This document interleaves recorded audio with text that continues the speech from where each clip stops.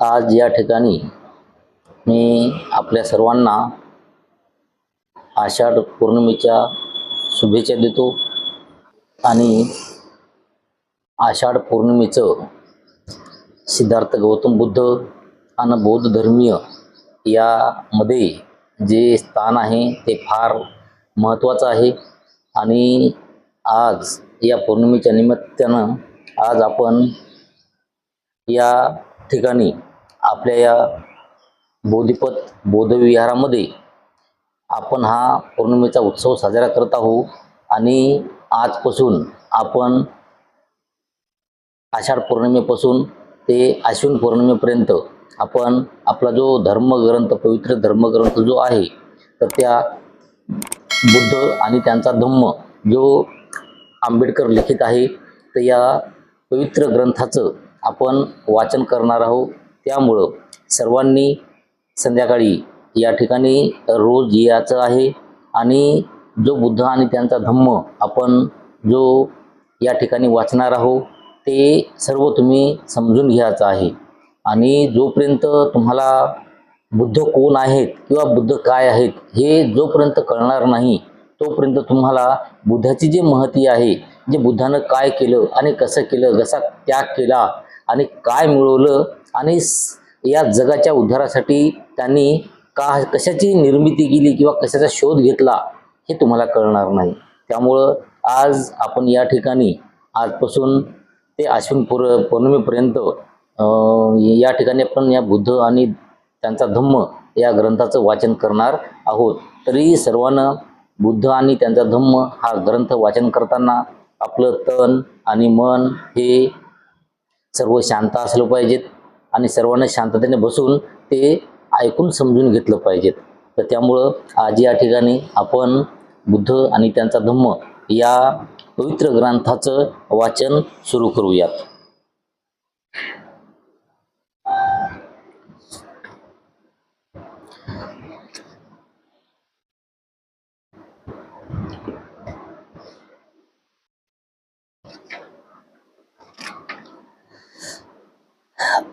तर बुद्ध आणि त्यांचा धम्म हे जे डॉक्टर बाबासाहेब आंबेडकर लिखित जो ग्रंथ आहे तर हा जो ग्रंथ मूळ जो ग्रंथ आहे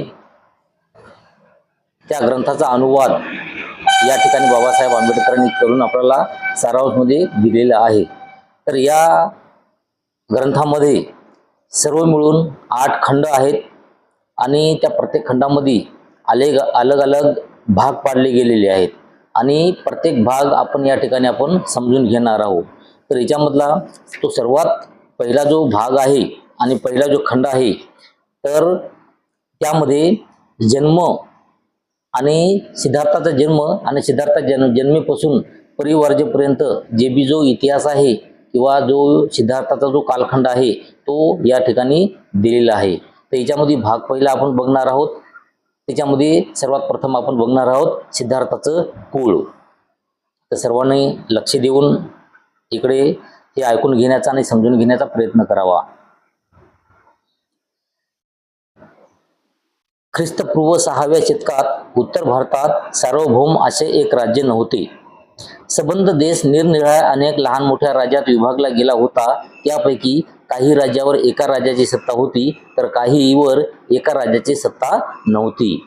ख्रिस्तपूर्व म्हणजे ज्यावेळेस इसवीसन पूर्व किंवा इसवीसन चालू झालं त्याच्या अगोदर म्हणजे इसवीसन पूर्व, तर अशा 6व्या शतकात म्हणजे इसवीसन चालू होण्याच्या 6व्या शतकामध्ये अगोदर उत्तर भारतामध्ये एक सार्वभौम असं एक राज्य होतं आणि संबंध देश हा निरनिराळ्या अनेक लहान मोठ्या राज्यामध्ये विभागला गेलेला होता। तर त्यापैकी काही राज्यावर हे एका जणाचीच किंवा एका राज्याची सत्ता होती तर काही ठिकाणी हे अनेक राज्याची मिळून विभागलेली एक सत्ता होती। राजाची सत्ता असलेली राज्ये संख्येने एकूण 16 होती। त्यांची नावे अंग, मगध, काशी, कौशल, व्रजी, मल्ल, चेदी, वत्स, कुरु, पांचाळ, मत्स्य, सौरसेन, आश्मक, आरवती, गांधार आणि कंबोज ही होय। तर अशा प्रकारच्या अलग अलग राज्याची या प्रांतावर सत्ता होती। ज्या राजावर राजाची अधिसत्ता नव्हती ती ही होत. कपिलवस्तूचे शाक्य पावा, कुशिनारा येथील मल्ल, वैशालीचे लिच्छवी, मिथिलीचे विदेह, रामग्रामचे कोलिद आणि अल्लकपचे बळी, रेसपुत्तचे कलिंग, विपलपणाचे मौर्य आणि त्यांची राजधानी शिशुमारगिरी होती हे ते भग्ग. म्हणजे शिशुमारीची जी राजधानी होती तर ते भग्ग. म्हणजे अशा प्रकारे जे काही राज्य होते तर त्या राज्यावर कोणाची एकाची अशी अधिपत्ता नव्हती. ज्या राजावर राजाची सत्ता होती त्या राजांना जनपद म्हणत. म्हणजे ज्या ठिकाणी एखाद्या राजाची ज्या ठिकाणी समजा राजाची सत्ता होती तर त्यांना जनपद म्हणत किंवा जनाचा राजा असं त्या ठिकाणी म्हणत गेले. व त्यावर राजाची सत्ता आणि ज्यावर राजाची सत्ता नव्हती त्या राजांना संघ किंवा गणराज्य असे म्हणत असत. म्हणजे ज्या प्रमाणामध्ये एखाद्या राजाची जर त्याचा सत्ता जर नसेल तर याला एक संघ किंवा एक गणराज्य असे म्हणून संबोधत होते. कपिलवस्तू येथील शाक्याच्या शासन पद्धतीविषयीची विशेष अशी माहिती मिळत नाही. म्हणजे कपिलवस्तू ज्या ठिकाणी सिद्धार्थाचं जे राज्य होतं किंवा जे सिद्धार्थाचे वडील यांचं राज्य होतं तर त्या ठिकाणी शासनविषयीची जी विशेष अशी काही माहिती मिळत नाही. या राजाची शासन व्यवस्था प्रजासत्ताक होती की त्यावर काही विशिष्ट लोकांची सत्ता होती हे समजत नव्हते. तथापि हे मात्र निश्चित की शाक्याच्या गणतंत्र राज्यात अनेक राजवंश होते व ते आळीपाळीने राज्यसत्ता चालवित गेले. म्हणजे त्या ठिकाणी शाक्याचं जे गणतंत्र होतं आणि गणतंत्र म्हणजे ज्या ठिकाणी समजा अलग अलग प्रकारचे जे राजे होते तर ते आपली सत्ता गाजवत होते आणि त्यामुळे ते आळीपाळीने समजा एकानंतर एक अशी सत्ता चालवत होते. अशा प्रकारे राजसत्ता चालविणाऱ्या राजघराण्याच्या प्रमुखाला राजा अशी संज्ञा होती. म्हणजे अशा प्रकारचं जे एक कोणताही संघ होता, एक जे कोणतं राज्य होतं आणि ते राज्य चालवण्यासाठी त्या ठिकाणी एक जो व्यक्ती नेमलेला असायचा किंवा त्यावर त्याची सत्ता असायची अशा व्यक्तीला राजा असे म्हणत असत. सिद्धार्थ गौतमाच्या जन्माच्या वेळी राजपद धारण करण्याची पाळी शुद्धोधनाची होती. आता ज्यावेळी सिद्धार्थाचा जन्म झाला त्यावेळेस सिद्धार्थाचे जे वडील होते शुद्धोधन तर या शुद्धोधनाची त्या राजावर एक सत्ता करण्याचा जो अधिकार होता किंवा जी पाळी होती तर तो त्या शुद्धोधनाची पाळी त्या ठिकाणी राज करण्याची होती. शाक्याचे राज्य भारतवर्षाच्या ईशान्य कोपऱ्यात बसलेले होते. म्हणजे शाक्य ज्या ठिकाणी सिद्धार्थ जन्माला आले तर त्या ठिकाणचं जो राज्य आहे तर ते भारतवर्षाच्या ईशान्य भागामध्ये एका कोपऱ्यामध्ये बसलेलं होतं. ते एक स्वतंत्र राज्य होते. म्हणजे त्याच्यावर कोणाचाही दुसरा कोणाचा अधिकार नव्हता. त्याचं एक वेगळं असं अस्तित्व त्या ठिकाणी होतं. परंतु कालांतराने कौशल देशाच्या राजाने शाक्यावर आपले आधिपत्य प्रस्थापित करण्यात यश मिळवले आणि नंतर काही दिवसांनी काय झालं त्या ठिकाणी की कौशल देशाच्या राजाने शाक्यावर आपले आधिपत्य प्रस्थापित त्या ठिकाणी करून यश आपण मिळवलेले आहे. कौशलाधिपतीच्या आधिसत्तेमुळे शाक्यांना कौशल राजाच्या अनुज्ञेखेरीज आपले राजसत्तेचे काही अधिकार वापरणे अशक्य झाले होते. आणि त्यामुळे काय झालं होतं की कौशलाधिपतीची अधिसत्ता त्या ठिकाणी निर्माण झाली होती. त्यामुळं जो कौशल राजाच्या म्हणजे त्यांची कोणती अनुमती मिळाल्याशिवाय त्या ठिकाणी कोणतंही काम करणं किंवा अधिकार वापरणं हे अशक्य झालेलं होतं. तत्कालीन राज्यात कौशल राज हे एक सामर्थ्यशाली राज्य होते. म्हणजे तेव्हा त्या काळामध्ये त्या राज्यामध्ये एक कौशल राज्य हे एक सामर्थ्यशाली म्हणजे ज्याच्याकडे खूप काही बलाढ्य असं सैनिक होते किंवा एक सामर्थ्य होतं त्यांच्यामध्ये असं एक राज्य होतं. मगधाचेही राजे तसेच प्रबळ होते आणि त्याचप्रमाणे मगध जे नावाचं जे एक देश होता किंवा एक राज्य होतं तर ते राज्य सुद्धा एक प्रबळ राज्य होतं. कौशल देशाचा राजा पशनदी हा मगध देशाचा राजा बिंबिसार हे सिद्धार्थ गौतमाचे समकालीन होते. म्हणजे कौशल देशाचा जो राजा होता पशनदी म्हणजे त्याला प्रसेनजीत असे म्हणत असत. तर ते प्रसेनजीत हा मगध देशाचा राजा जो बिंबिसार होता ते सिद्धार्थ गौतमाचे समकालीन होते, म्हणजे त्यांच्या बरोबरीचे होते. त्यानंतर शाक्याच्या राजधानीचे नाव कपिलवस्तू हे होते. तेव्हा शाक्याचं जे राज्य होतं तर त्याच्या राजधानीचं किंवा त्याचा जे एरिया होता, त्यांची जी राजधानी होती तर त्या राजधानीचं नाव जे होतं काय होतं, कपिलवस्तू. कदाचित हे नाव थोर बुद्धिवादी तत्ववेत्ता कपिल मुनी यांच्या नावावरून पडलेले असावे. आता हे जे कपिल मुनी एक मुनिस्थ जे मुनी होते आणि तो परिवर्जा घेतलेले होते. तर परिवर्जले घेतलेले आणि मोठे ज्ञान मिळवले एक जे मुनी होते कपिल मुनी, तर यांच्या नावावरून त्या शाख्याच्या राजधानीचे नाव हे कपिलवस्तू पडले असावे असा एक अंदाज आहे. कपिलवस्तूमध्ये जयसेन नावाचा एक शाक्य राहत होता. मग या कपिलवस्तू जे राज्य होतं कपिलवस्तू नावाचं, तर त्या ठिकाणी एक जयसेन या नावाचा एक व्यक्ती त्या ठिकाणी राहत होता आणि सिनहू नावाचा त्याला एक मुलगा होता. म्हणजे जो जयसेन नावाचा जो व्यक्ती होता तर त्या व्यक्तीला एक सिनहू या नावाचा एक मुलगा होता. सिंहणूचा विवाह कच्छनाशी झाला होता आणि त्यानंतर सिंहणू जो व्यक्ती होता त्याचं लग्न झालं. तर ते लग्न कोणाशी झालं, कच्छनाशी झालं. त्याला शुद्धोदन, धोतोदन, शुक्लोदन, शाक्योदन व अमितोदन असे 5 पुत्र होते. तर हा जो सिंहणू नावाचा जो व्यक्ती होता तर त्यांचं लग्न झालं आणि त्यानंतर त्यांना असे 5 प्रकारचे म्हणजे शुद्धोदन, धोतोदन, शुक्लोदन, शाक्योदन आणि अमितोदन अशा प्रकारचे 5 मुलं झाली. या 5 पुत्राशिवाय सिंहणूला अमिता व प्रमिता या नावाच्या 2 कन्या सुद्धा होत्या. म्हणजे 5 मुलं होते आणि 2 मुली सुद्धा त्या सिंहणू या व्यक्तीला होत्या.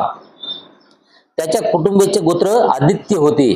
मग त्यांचं जे गोत्र जे पहिल्या काळामध्ये जे गोत्र वगैरे बघायचे किंवा जे गोत्र राहायचे तर ते त्यांचं जे गोत्र म्हणजे साधारणतः एक अंदाज सांगायचा म्हणजे गोत्र एक साधारणतः आपले एक आडनाव आणि त्या गोत्रावरूनच नंतर आडनावं पडले गेले. तर हे जे पहिल्या काळामध्ये आहे ते हे गोत्रावरून चलत गेलं. तर त्यामुळं तर त्या व्यक्तीचं जे गोत्र होतं तेव्हाच्या काळातलं जे गोत्र होतं तर हे आदित्य असे होते. शुद्धोदनाचा विवाह महामायेशी झाला.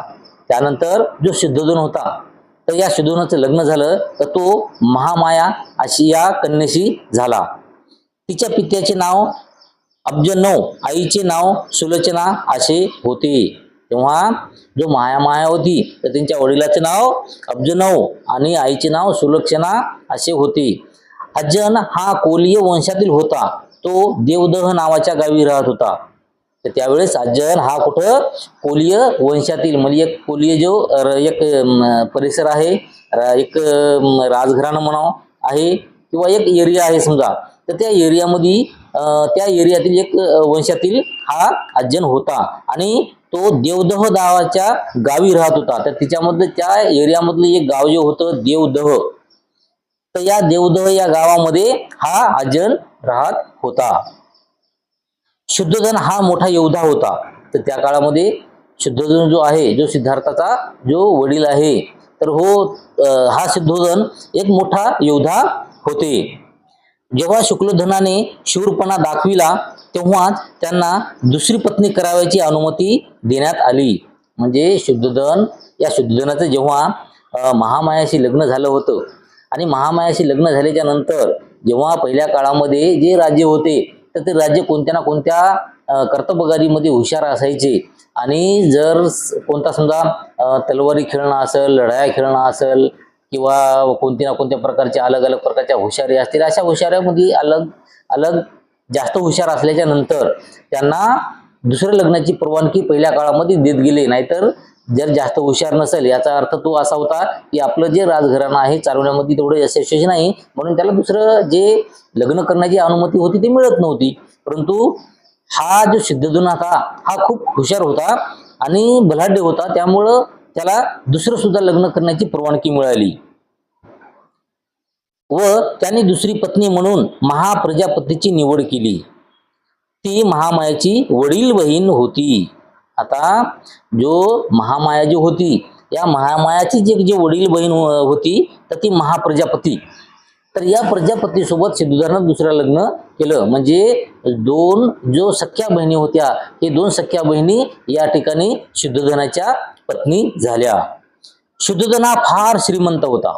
म्हणजे सिद्धोधन जो आहे हा खूप खूप श्रीमंत होता आणि त्यांचे श्रीमंतीचे जर उदाहरण बघायचे असतील तर याच्यामध्ये खूप सारे उदाहरण दिलेले आहेत, ते आपल्याला सुद्धा बघायचे आहे.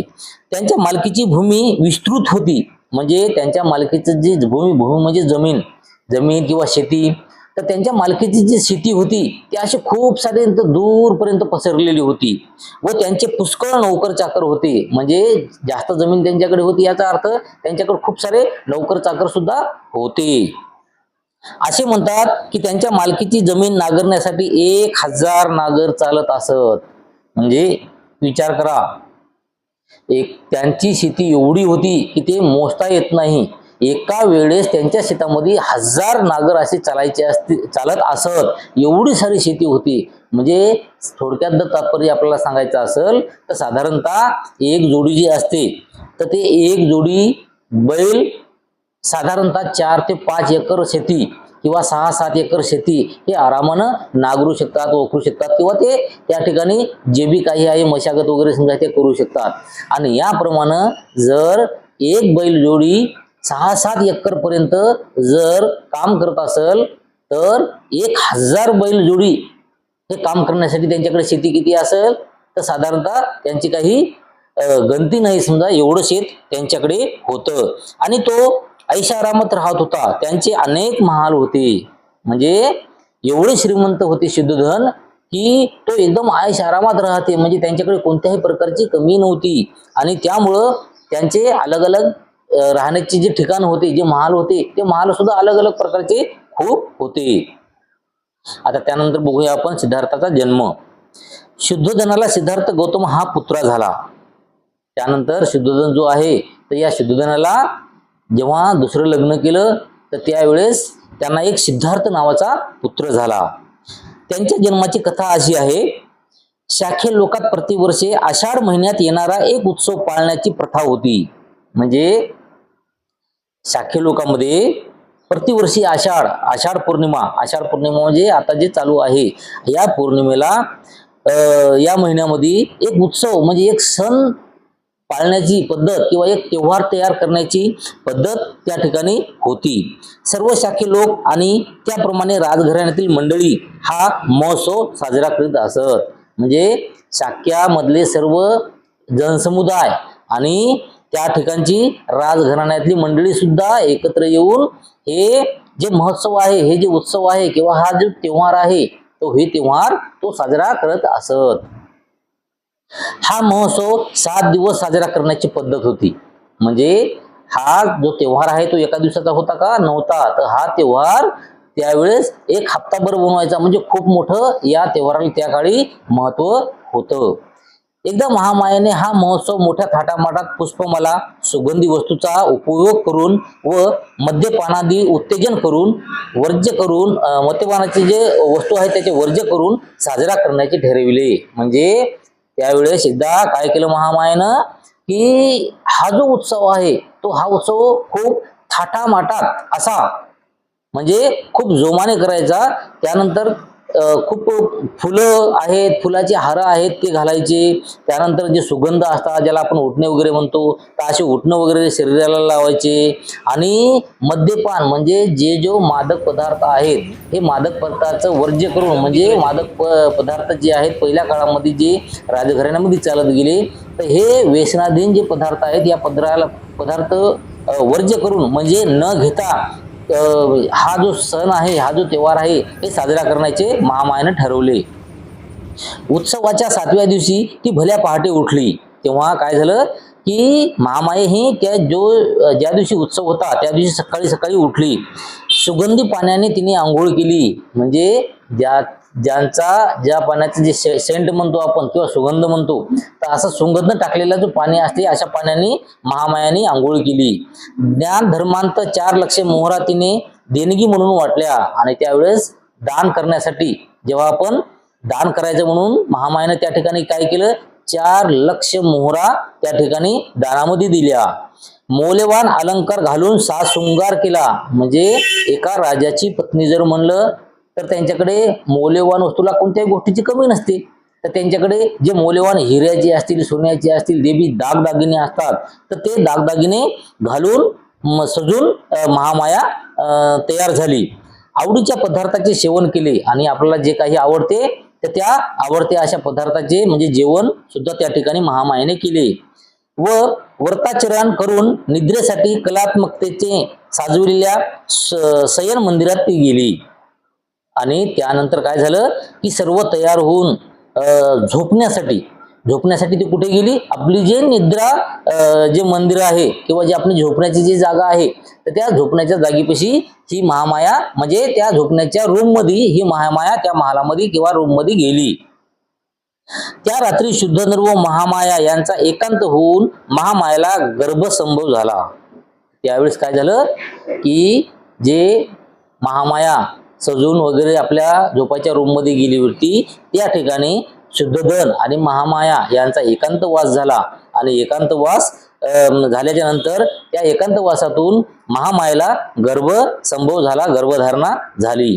पलंगावर पोहलेली असताना ती तशीच झोपी गेली आणि नंतर त्या ठिकाणी जे अंग टाकलेलं होतं ज्या पलंगावर ती महामाया तशीच झोपी गेली. निद्राधीन असताना तिला स्वप्न पडले आणि जेव्हा ती झोपी गेली तर झोपी गेल्याच्या नंतर तिला एक स्वप्न पडले. स्वप्नात तिला असे दिसले की चतुर दिक्पाने आपणाला निद्रित स्थितीत मंचकासह उचलले. म्हणजे जे अलग जे आपण आताच्या काळात जर म्हणायचं झालं आपल्याला तर आपण जे स्वर्गातले जे काही लोक म्हणतो किंवा काही पर्या असतील काहीतरी आपण काल्पनिक जे काही हे असतात माणसं असतात तर त्या काल्पनिक काही माणसानं झोपेत असलेल्या महामायेला तिचं जे झोपेचं जे आसन आहे जो पलंग आहे त्या पलंगासहित काही त्या माणसांनी उचललं आणि हिमालयाच्या माथ्यावर नेऊन एका विशाल शाल वृक्षाखाली ठेवून तो बाजूला उभे राहिले. आणि ते उचलून पलंग महामायेचा पलंग का सगट महामायेला उचलून कुठे घेऊन गेले? हिमालयाच्या माथ्यावर घेऊन गेले आणि तिथं नेऊन एका विशाल वृक्षाखाली एक जे खूप मोठं झाड जे होतं तर त्या झाडाखाली तिथं नेऊन या महामायाचा जो पलंग होता तर त्या ठिकाणी उभा केला. नंतर चतुर्विकल्पाच्या स्त्रिया तिच्याजवळ आल्या व त्यांनी तिला मानसरोवराकडे नेले. आणि जसं म्हणतात की एखाद्या काल्पनिक पर्या जे असतात तर त्यांनी नंतर काय केलं महामायेला उठवलं आणि महामायेला उठवून तिला एक मानसरोवर नावाचं जे एक तळ होतं एक छोटस जे तळ म्हणतात तर त्या तळ्याकडे नेलं. त्यांनी तेथे तिला अभंग सान घालून तिची वेशभूषा केली. म्हणजे त्यानंतर काय केलं की त्यांनी त्या परीने जो महामाया होती या महामायेला मानसरोवराकडे नेऊन त्या तळ्याकडे नेऊन त्या तळ्यावर महामायेला आंघोळ घातली आणि या आंघोळ घालून पूर्ण तिला चांगले वगैरे कपडे घातले. तिला त्यांनी सुगंधी द्रव्ये लावून फुलांनी असे सजविले की ती पुन्हा दिव्य शक्तीचे स्वागत कराव्यास तयार झाली आहे असे वाटते. आणि आंघोळ घातल्याच्या नंतर तिला महामायेला कसं तयार करण्यात आलं की जे सुगंधी द्रव्य वगैरे लावून आणि असं तयार करण्यात म्हणजे फुलं वगैरे समजा गजरा हे ते करून असं तयार करण्यात आलेलं की जसं काही महामाया कशी दिसत होती एखाद्या दिव्य शक्तीचं स्वागत करण्यास सज्ज झालेली आहे, तयार झालेली आहे अशी महामाया त्या ठिकाणी दिसत होती. इतक्यात सुमेध नावाचा एक बोधिसत्व तिच्या पुढे प्रकट झाला.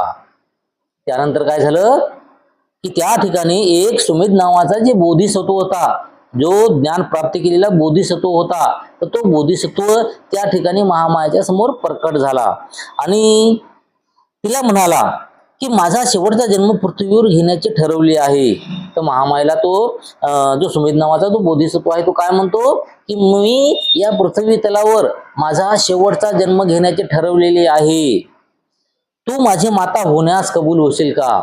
आणि मला या पृथ्वीवर जन्म घ्यायचा तर तेव्हा तू माझी आई म्हणून मला कबूल करशील काय? मला या ठिकाणी जन्म घ्यायचा, तुझ्या उदरातून मला जन्म घ्यायचा असा जो सुमेध नावाचा जो बोधिसत्व आहे हे महामायेला स्वप्नामध्ये त्या ठिकाणी म्हणतो.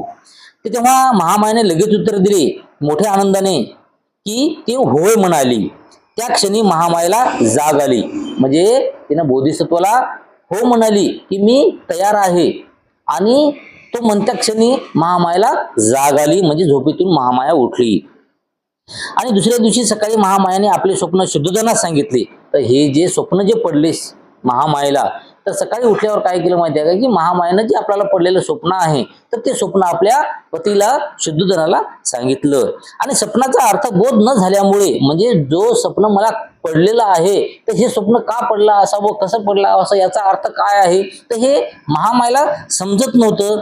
त्यामुळं शुद्धोधनानं स्वप्न विद्येत पारंगत असलेल्या सुप्रसिद्ध 8 ब्राह्मणांना बोलावून घेतलेले.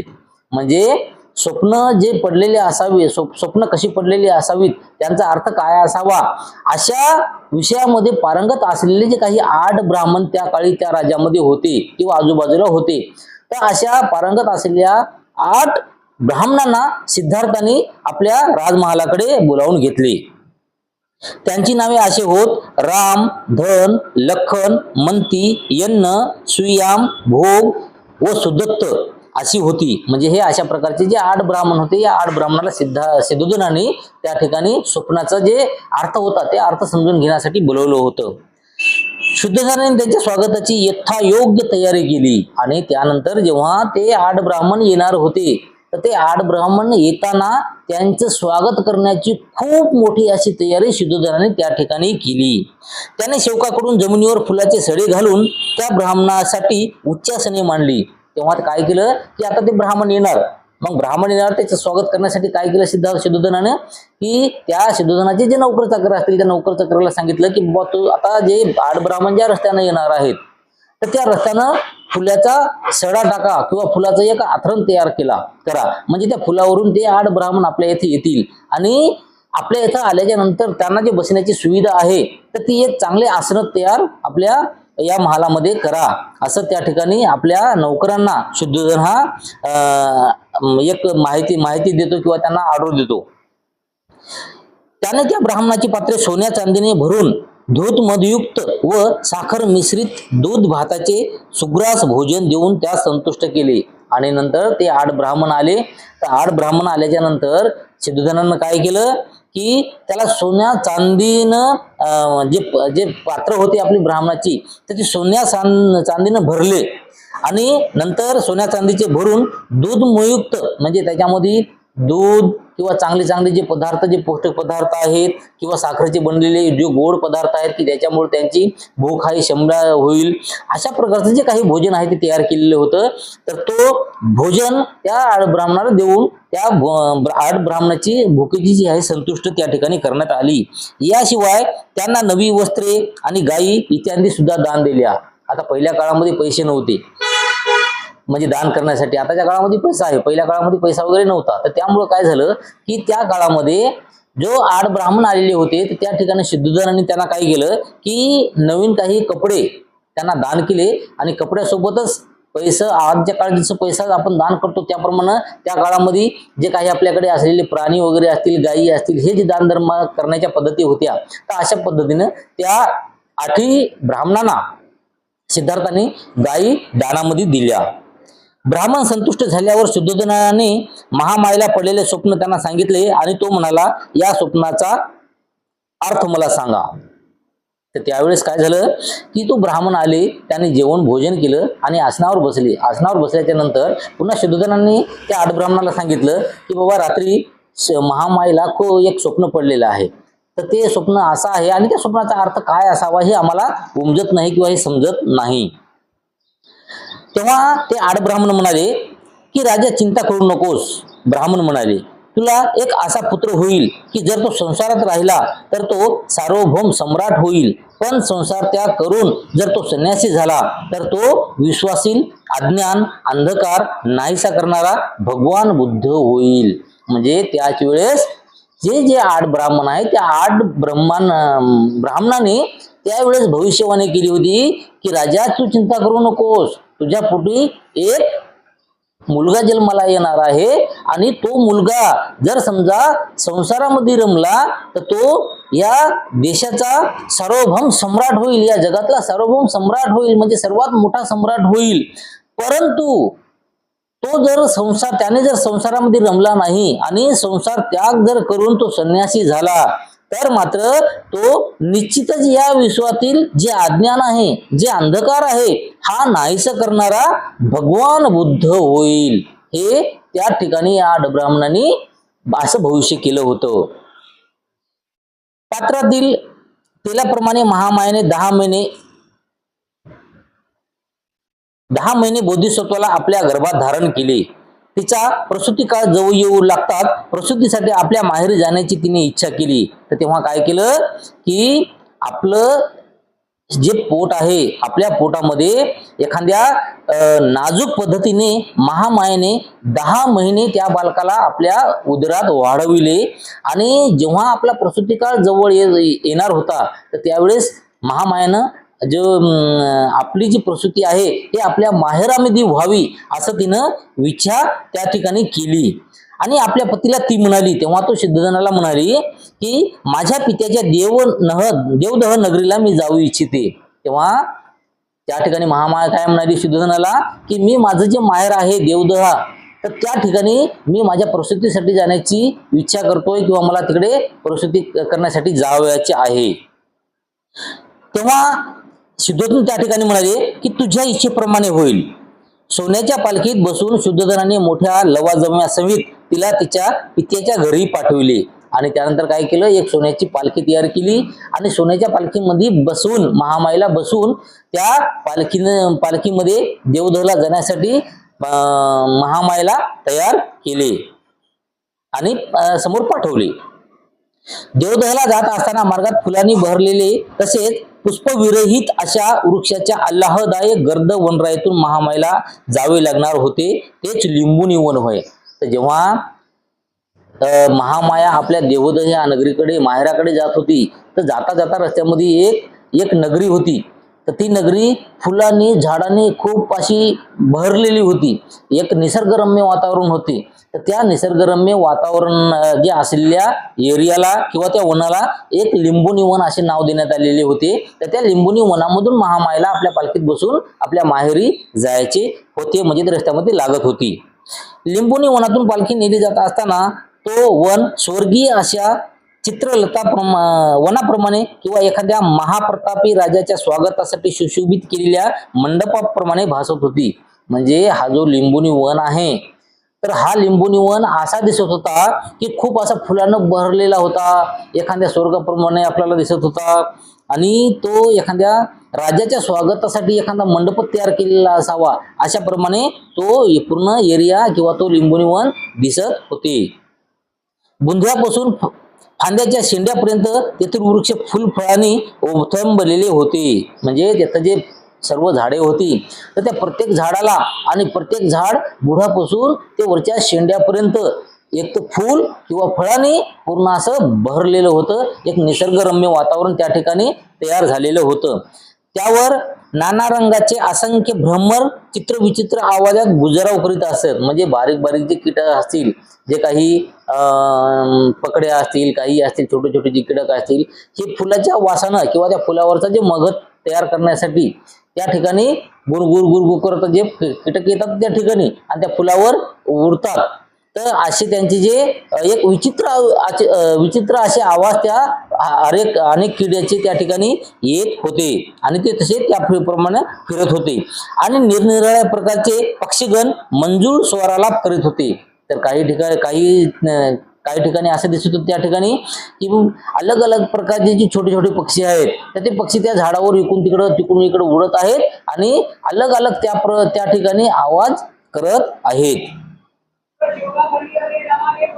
तेथील मनोरम दृश्य पाहून महामायाच्या मनात तेथे थांबून काही काळ क्रीडा विहार करण्याची इच्छा उत्पन्न झाली. तर तेव्हा काय झालं की महामायाला असं वाटलं की आपण हे जे मनोरम जे आहे, मन प्रसन्न करणारं जे वातावरण आहे, हे जी लिंबुनी वन आहे, तर या लिंबुनी वनामध्ये आपण थोडा वेळ थांबावं आणि थोडा वेळ फिरावं असं एक त्या महामाईला वाटलं.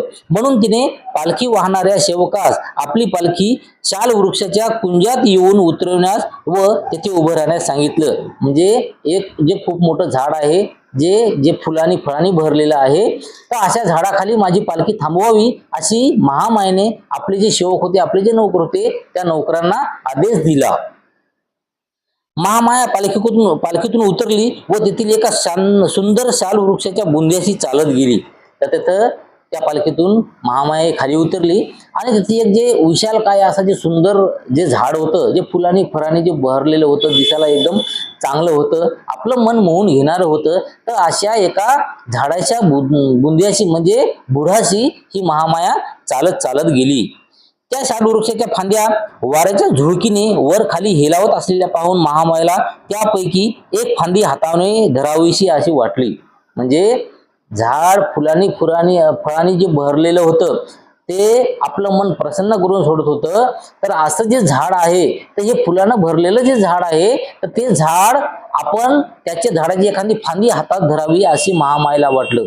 आणि त्या ठिकाणी खूप वारा होता आणि वारा असल्या कारणानं जे झाड होतं, तर त्या झाडाचे जे पानं होते, जे फांद्या होत्या, हे खालीवरी अशा होत होत्या आणि हेलकावत होत्या. सुदैवाने एक फांदी सहजगत्या तिला धरता येईल एवढी खाली आली. आता वाऱ्यानं ते जे फांद्या होत्या ते फांद्या खालीवर होत होत्या. तर अशामध्ये जे उंच असलेल्या जे फांद्या होत्या झाडाच्या, तर ती फांदी एक महामायेच्या हाताला पुरल किंवा महामायेचा हात त्या ठिकाणी पुरला जाईल अशी एक फांदी वाऱ्याच्या झुळकेनं खाली आली. इतक्यात ती आपल्या पायाच्या चवड्यावर उभी टाकली, म्हणजे पायाच्या आपल्या पंजावर महामाया उभी टाकली तो फांदी धरण्यासाठी, म्हणजे थोडीशी उंच झाली आणि तो फांदी धरण्याचा प्रयत्न केला व तिने ती फांदी हाताने धरली. तेवढ्यात फांदी वर गेल्यामुळे झटक्याने महामाया वर उचलल्या गेली. तेवढ्यात काय झालं की महामायानं जसे आता फांद्या जे होत्या ते फांद्या खाली येऊन खाली थांबत होत्या का थांबत नव्हत्या, मग खाली येत होत्या वर जात होत्या, खाली येत होत्या वर जात होत्या. तर अशात काय झालं, खाली आलेली फांदी महामायाने पटकन धरली आणि धरल्या तेवढ्यात आणखी ती फांदी वरी गेली. आणि वरी गेल्यामुळे काय झालं की त्या फांदीला धरूनच महामाया असल्या कारणाने महामाया ही अलगद थोडीशी वरी उचलल्यासारखी झाली. आणि अशा प्रकारे हल्ल्यामुळे तिला प्रसूतीच्या वेदना होऊ लागल्या. आणि हे जे खाली वरी गेल्यामुळं तिचं जे शरीर होतं ते शरीर हल्ल्या गेल्यामुळं त्या महामायेला त्या ठिकाणी प्रसूतीच्या वेळ होती किंवा प्रसूतीच्या जे वेदना होत्या, तर ते वेदना त्या महामायेला होणं त्या ठिकाणी सुरू झालं. म्हणजे महामायेचे त्या ठिकाणी पोट दुखणं सुरू झालं. शाल वृक्षाची फांदी हातात धरली असताना उभ्याने तिने मुलाला जन्म दिला. आणि त्या ठिकाणी काय झालं की महामाया हे शाल वृक्षाची जी फांदी धरून उभीच होती आणि तिथंच प्रसूती वेदना महामायेला सुरू झाल्या. आणि अशातच उभा असतानाच एका मुलाला महामायेनं जन्म दिला. ह्या मुलाचा जन्म ख्रिस्तपूर्व 563 वर्षी वैशाखी पौर्णिमेला झाला. म्हणजे सिद्धार्थ गौतमाचा जन्म लिंबुनी वनामध्ये झाला. आणि ते कधी झाला, इसवी पूर्व, ज्यावेळेस इसवी चालू झालं नव्हतं, तर इसवी चालू होण्याच्या 6व्या शतका अगोदर म्हणजे 563 मध्ये सिद्धार्थाचा जो जन्म वैशाखी जो पौर्णिमा होती त्या पौर्णिमेला झाला. शुद्धोधन व महामाया यांचा विवाह होऊन पुष्कळ वर्षे झाली होती, परंतु त्यांच्या पोटी संतान नव्हते. आणि म्हणून पुत्र प्राप्ती झाली तेव्हा शुद्धोधनाने व त्यांच्या परिवाराने आणि सर्व शाख्यांनी पुत्रजन्माचा जो उत्सव मोठ्या हर्ष उल्हासाने थाटामाटात साजरा केला. आता काय झालं की कित्येक दिवसापासून यांच्या घराण्यामध्ये कोणीही राजपुत्र नव्हता किंवा यांना मुलगा झालेला नव्हता. आणि मुलगा न झाल्या कारणाने सिद्धोधनाने दुसरा विवाह सुद्धा केला होता. आणि बरेच दिवसाच्या नंतर मग यांच्या घराण्यामध्ये पहिली बार या मुलाचा जन्म झाला. आणि त्यामुळं काय केलं माहिती आहे का की हे जे वडील होते शुद्धोधन, महामाया, हे सर्वजण किंवा परिवारातील जे इतर लोक होते किंवा त्यांचं जे पूर्ण एक राज्य होतं, जिथपर्यंत जो परिसर होता, तर त्या पूर्ण परिसरामध्ये या पुत्राचा जो जन्माचा एक उत्सव तयार करण्याचं म्हणजे एक सण तयार करण्याचं त्यांनी त्या ठिकाणी ठरलं आणि थाटामाटात असा एक सण तयार केला. पुत्र जन्माच्या वेळी कपिल वस्तूचे राजपद भूषवण्याची पाळी शुद्धोधनाची होती. आणि ज्यावेळेस सिद्धार्थाचा जन्म झाला तर त्यावेळेस काय झालं माहिती आहे का की त्या ठिकाणी राज करण्याची जी पाळी होती तर ती कोणाची होती, शुद्धोधनाची होती, म्हणजे शुद्धोधन त्या ठिकाणचा राजा होता. अर्थातच त्यामुळे बालकाला युवराज म्हणून संबोधण्यात येऊ लागले. आणि राजा शुद्धोधन असल्या कारणाने आणि त्यांचा पुत्र सिद्धार्थ असल्या कारणाने काय झालं की राजाचा पुत्र म्हणलं तर त्याला युवराज असे म्हणून त्या एरियामध्ये त्याला संबोधू लागले, किंवा त्यांना सिद्धार्थाला युवराज असे म्हणू लागले.